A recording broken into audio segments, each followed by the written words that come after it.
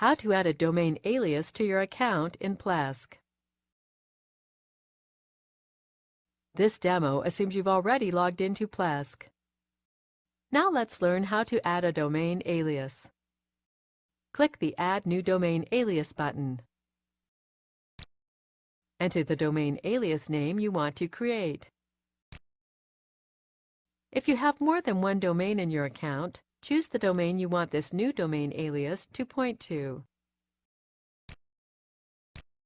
In most cases, you'll want to leave the settings options checked.